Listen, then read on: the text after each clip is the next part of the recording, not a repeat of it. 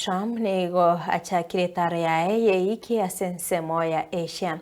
Chingaki aikirana asensemo ya Malaysia iliyokobeta ese ya omurembe gati ya Thailand na boigo Cambodia.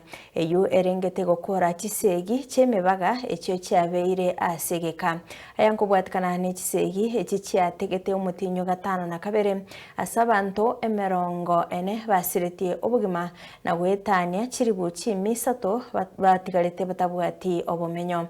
Kurendo koigwana oku nigo korarente omuchakano muyano murembe gati y'echinse ekyo asabara ibalireira yokorusia ebirwaniriro ase emebaga.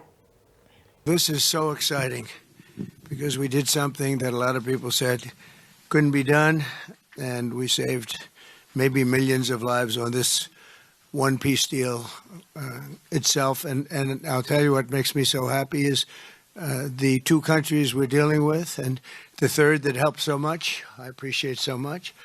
Maybe it couldn't have been done without you, but they really like each other. I'm not used to that when I do these deals. Usually there's a lot of hatred. They liked each other, so it made it a little bit easier. But millions of people are alive today because of this peace treaty. Today we honor the memory by bringing the blessing of peace to the nation she dearly loved. She loved this nation like few people love their nations. This is a momentous day for all of the people of Southeast Asia as we sign a historic agreement to end the military conflict between Cambodia and Thailand. And we're so honored to be involved in that. It's so important to me. Two great countries, but they were going at it. I want to congratulate the two courageous leaders, and that's what they are. They were courageous, who are taking this monumental step. Prime Minister Hun Manet and Prime Minister Anut. I also want to thank Prime Minister Anwar of Malaysia. I called him right at the beginning and I said, you know, you have two countries that are fighting right next to you. We need a third place. We need a sort of a neutral place, right? And he was there, and I said to him, you know, if we get this solved, I'm coming to your country.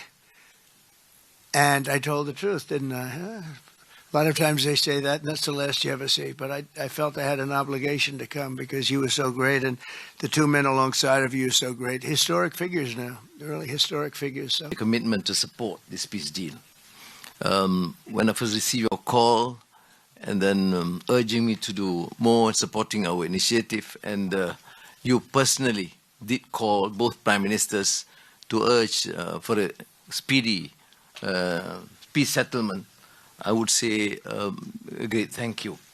And we, of course, admire your tenacity, your courage, because the world needs leaders who promote peace strongly.